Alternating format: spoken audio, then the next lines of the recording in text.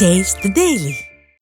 News Tamil செய்தி எதிரொலியாக நாமக்கல் மாவட்டம் குமாரபாளையத்தில் அனுமதியின்றி இயங்கி வந்த 6 சாய தொழிற்சாலைகளின் சுத்திகரிப்பு தொட்டியை மாசு கட்டுப்பாட்டு வாரிய அதிகாரிகள் தொழிலாளர்கள் உதவியுடன் உடைத்தனர். இதுகுறித்த கூடுதல் விவரங்களோடு இணைகிறார் செய்தியாளர் தங்கமணி. வணக்கம் தங்கமணி, விவரங்கள்.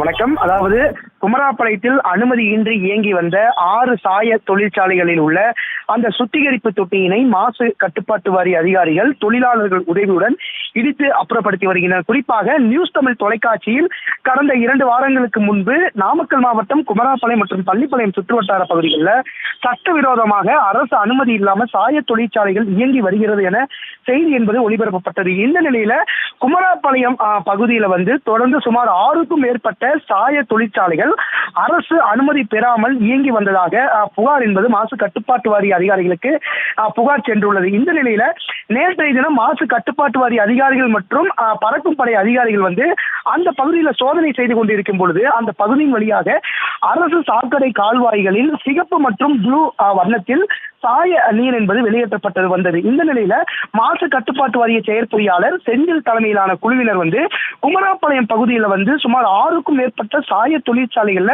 எந்த ஒரு அரசினுடைய விதிகளை மீறாமலும் அதே சமயத்துல அவர்கள் அனுமதி பெறாமல் சட்டவிரோதமாக சாய தொழிற்சாலைகளை இயக்கி வந்தது தெரிய வந்தது. இந்த நிலையில அந்த தொழிற்சாலைகள் இருக்கின்ற அந்த சுத்திகரிப்பு தொட்டியினை தொழிலாளர்கள் உதவியுடன் அகற்றி வருகின்றனர்.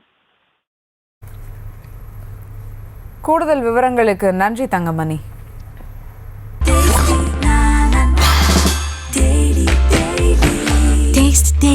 Taste the Daily.